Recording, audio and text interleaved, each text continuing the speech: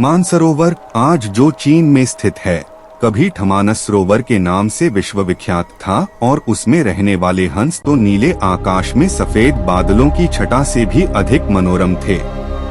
उनके कलरव सुंदर नर्तकियों की नुपुर ध्वनियों से भी अधिक सुमधुर थे। उन्हीं सफेद हंसों के बीच दो स्वर्ण हंस भी रहते थे।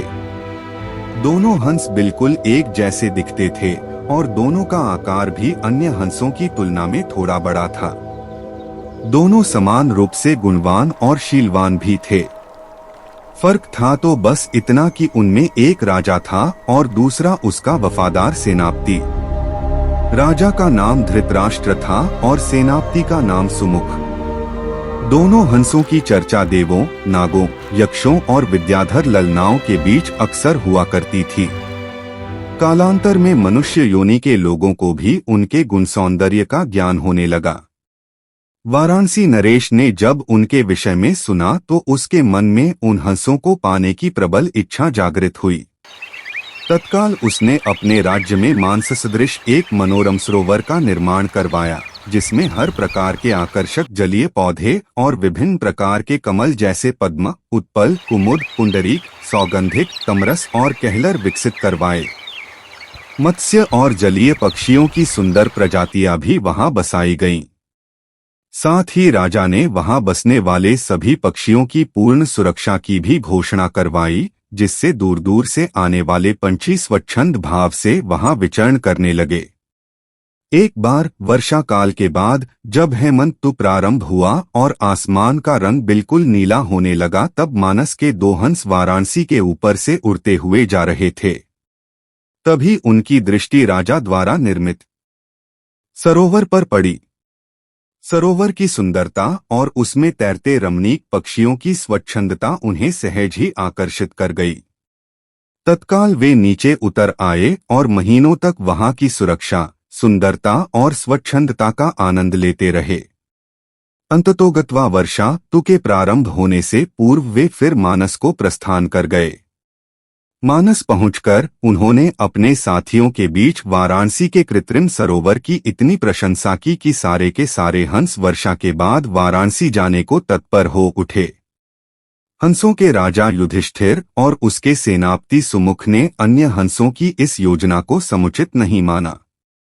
युधिष्ठिर ने उनके प्रस्ताव का अनुमोदन न करते हुए यह कहा कि पंछी और जानवरों की एक प्रवृत्ति होती है, वे अपनी संवेदनाओं को अपनी चीखों से प्रकट करते हैं, किंतु जंतु जो कहलाता है मानव बड़ी चतुराई से करता है अपनी भंगिमाओं को प्रस्तुत जो होता है उनके भावों के ठीक विपरीत।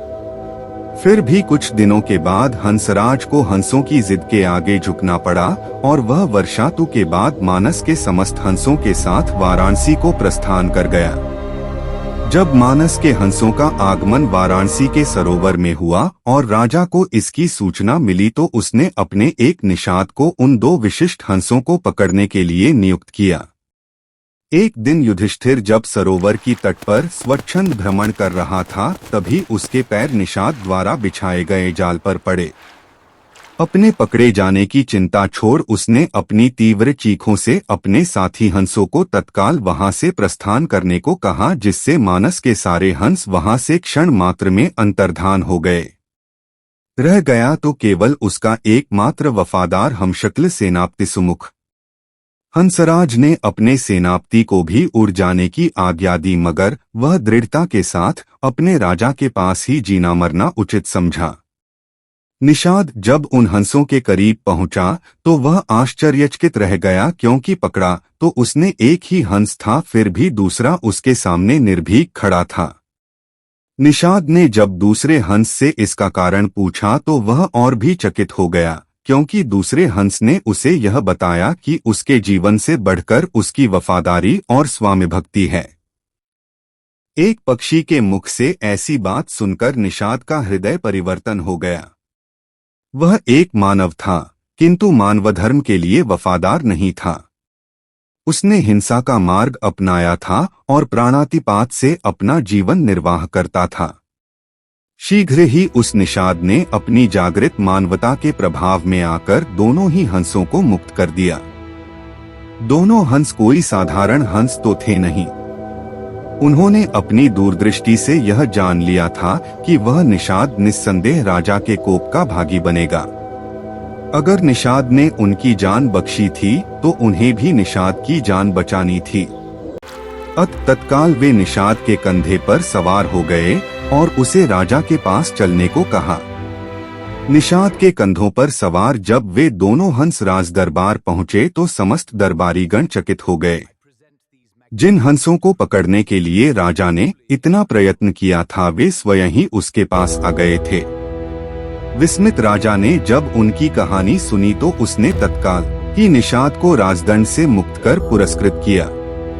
उसने फिर उन ज्ञानी हंसों को आतिथ्य प्रदान किया तथा उनकी देशनाओं को राजदरबार में सादर सुनता रहा। इस प्रकार कुछ दिनों तक राजा का आतिथ्य स्वीकार कर दोनों ही हंस पुन मानस को वापस लौट गए।